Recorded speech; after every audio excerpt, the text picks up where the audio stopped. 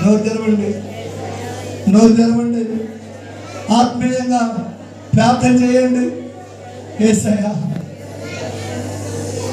నాకు ఇచ్చిన కుటుంబాన్ని జ్ఞాపకం చేసుకోయా, నాకు ఇచ్చిన పిల్లల్ని జ్ఞాపకం చేసుకోయా, నాకు ఇచ్చిన సంఘాన్ని అయ్యా, మా సేవకుడిని జ్ఞాపకం చేసుకో, మనని జ్ఞాపకం చేసుకోయా. అయ్యా, గట్టిగా నేను పట్టుకొని ఉంటానికి నీకు ఉపదేశించి, నేనే పాటి వాడిని ప్రభు, నేనే పాటి వాడిని తండ్రి. ఈరోజు నాతో నువ్వు మాట్లాడేవయ్యా. అయ్యా, నా కుటుంబం గలిబిలి అవుతుందయ్యా, నా కుటుంబం గలిబిలి కావటానికి లేదు తండ్రి. నీ వాక్యం ద్వారా కట్టబడాలయ్యా. అయ్యా, నీ కృప ద్వారా కట్టబడాలయ్యా. నువ్వు అక్కడ దైవమయ్యా, నువ్వు అక్కడ దైవమయ్యా. లేరు ప్రభు, మరొకరు లేరయ్యా, మరొకరు లేరు తండ్రి. మమ్మల్ని ఆదరించేవాడా, మమ్మల్ని ప్రేమించేవాడా, మధ్యాహ్నం నన్ను పట్టుకయ్యా, నా సమస్యలు పట్టుకయ్యా, నా సమస్యలు తొలగించయ్యా.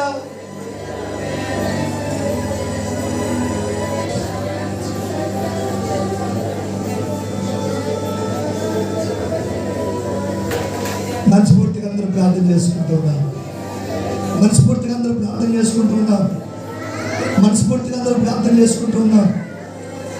ఆత్మీయంగా ఎదగాలని, ఆత్మీయంగా ఎదగాలని, ఆత్మీయంగా ఎదగాలని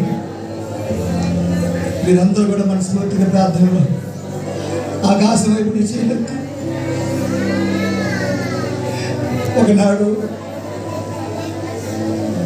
యవనస్తుల కోసం ప్రార్థన చేస్తున్నప్పుడు దేవుడు అంటున్నాడు, అయ్యా, యవనస్తులు పిలువయ్యా, వారు నా కాడు మోయాలయ్యా, వారు నా మాటలు వినాలయ్యా, నా మాటలు ప్రకటించాలయ్యా అని దేవుడు చెప్తున్నప్పుడు యవనస్తుల దగ్గరికి నేను వెళ్ళినప్పుడు వాళ్ళు అంటున్నారు, ఏసే పని మేము చేయలేమన్నా అన్నారు. ఏసు దగ్గర మేము నమ్మకంగా ఉండలేమన్నారు. అన్నలలో కూడా మీ పిల్లలు కూడా ఉన్నారు, ఆ మాటలు అన్నలలో మీ పిల్లలు కూడా ఉన్నారు. అట్లా ఉండడానికి బాధ లేదు, కానీ ఒకరోజు వారికి ఆశీర్వాదం లేదు. ఈరోజు నువ్వు మందిరానికి వచ్చి ఉన్నావు కాబట్టి నీ కుటుంబంలో ఎంతమంది బిడ్డలు ఉన్నారో, కుమారులు ఉన్నారో, వారి కోసం ప్రార్థన చేద్దాం. మనస్ఫూర్తిగా ప్రార్థన చేసుకుందాం. యేసయ్యా, నాకున్న శుభ్రత తీసేయ్యా, నాకున్న బలహీనత తీసేయ్యా, నాకున్న యాత్ర తీసేయ్యా. అయ్యా, నాకున్న సమస్యను తీసేయ్యా. అయ్యా, నీ దగ్గరగానే ఉండటానికి నాకు భక్తిని నేర్పయ్యా, నాకు విశ్వాసాన్ని నేర్పయ్యా. నీ యందు నేను ఉంటానయ్యా.